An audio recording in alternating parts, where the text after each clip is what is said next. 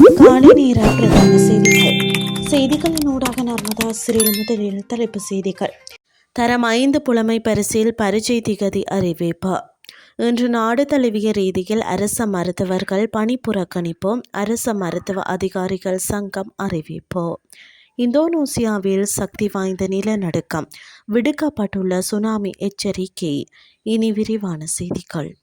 2026 ஆண்டுக்கான தரம் 5 புலமை பரிசில் பரீட்சை நடைபெறும் திகதி மற்றும் விண்ணப்பங்களை சமர்ப்பிக்கும் முறை குறித்து பரீட்சை ஆணையாளர் நாயகம் உத்தியோகபூர்வ அறிவிப்பை வெளியிட்டுள்ளார்.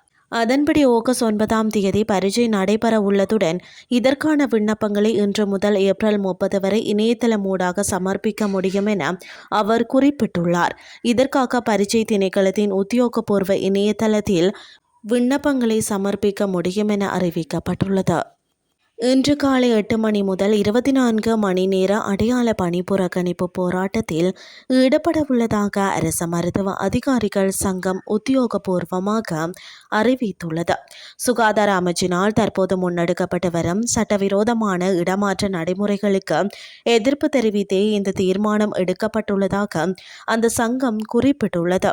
முறையான விதிமுறைகளை பின்பற்றாமல் மேற்கொள்ளப்படும் இடமாற்றங்கள் மருத்துவர்களின் சேவையை பாதிப்பதாக இன்று ஏப்ரல் 2 காலை 8 மணி முதல் தொடர்ந்து 24 மணி நேரத்திற்கு இந்த போராட்டம் முன்னெடுக்கப்படும். நாடு முழுவதும் உள்ள அனைத்து அரச மருத்துவமனைகளிலும் சேர்ந்த மருத்துவர்கள் இந்த பணிப்புறக்கணிப்பில் கலந்து கொள்வார்கள். இந்த வேலை நிறுத்தம் காரணமாக வெளிநோயாளி பிரிவு மற்றும் ஏனைய மாதாந்த முறைமை சிகிச்சை பாதிக்கப்படலாம் என அஞ்சப்படுகிறது. எனினும் அவசர சிகிச்சை பிரிவுகள் வழமை போன்று இயங்குமா என்பது குறித்தும் இன்னும் உறுதிப்படுத்தப்படவில்லை.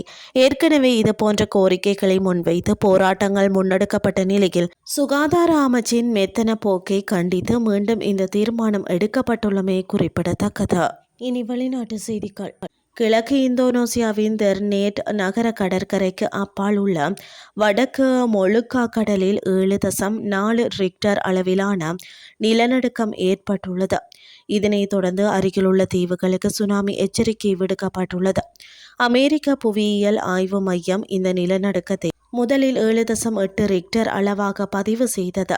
இதையடுத்து அது 7.4 உறுதிப்படுத்தப்பட்டுள்ளது. இந்த நிலநடுக்கம் கடலுக்கு அடியில் சுமார் 10 கிலோமீட்டர் 6.21 மைல் ஆழத்தில் ஏற்பட்டுள்ளது. இதன் மையப்பகுதி வடக்கு மாலுகு மாகாணத்தில் உள்ள தெர்னேட் நகரிலிருந்து சுமார் 120 கிலோமீட்டர் 75 மைல் தொலைவில் அமைந்திருந்தமை குறிப்பிடத்தக்கது. இத்துடன் செய்திகள் யாவும் நிறைவடைகின்றது. அடுத்த இரவு 8:30 எதிர்பாருங்கள். நன்றி.